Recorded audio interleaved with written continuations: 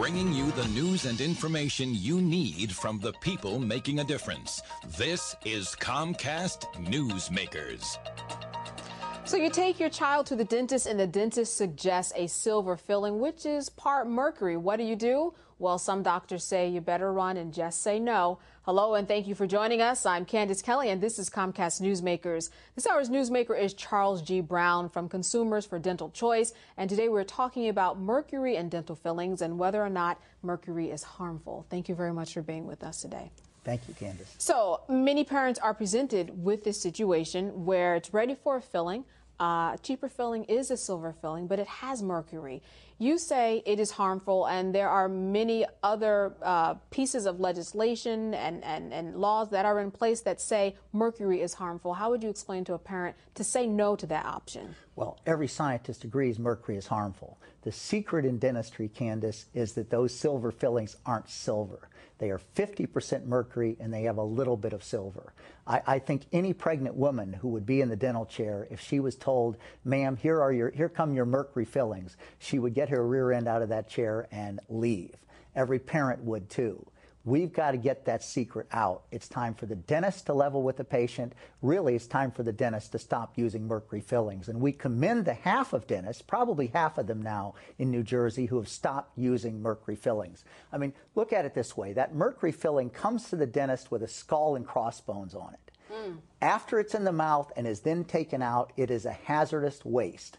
So we're asked to believe that something that is toxic going in the mouth and hazardous coming out of the mouth all at once is safe in our child's mouth, 1 inch from his or her brain.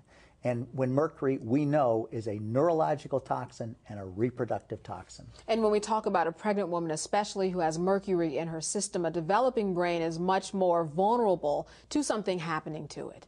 Absolutely. Guys like me losing brain cells every day should be less of a problem. But for the child, for the baby, the U.S. Public Health Service says the mercury from the fillings goes to the uterus. It goes to the breast milk. That's why the Food and Drug Administration on June the 3rd issued a warning saying that mercury from dental amalgam could harm the developing neurological system, brains, of children and fetuses. That should be good enough. That should be good enough. In fact, the Corzine administration already last year took a real positive step. The Department of Environmental Protection ordered every dentist in the state to catch this mercury before it went into the water because it is so damaging to our water supply. It's putting mercury in the water. Dental offices, tragically, are the #1 source of contaminating our water with mercury.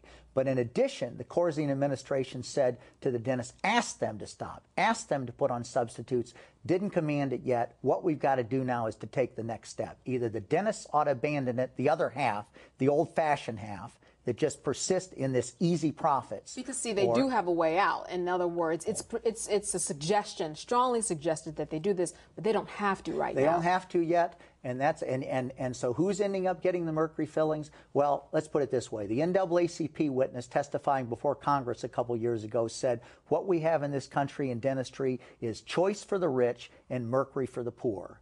And it's time that poor pregnant women, in addition, especially low-income children, any child, not have that exposure. It's Russian roulette. Is it going to harm every child? No. Any toxin, there's a combination of toxins. Is it going to harm some children?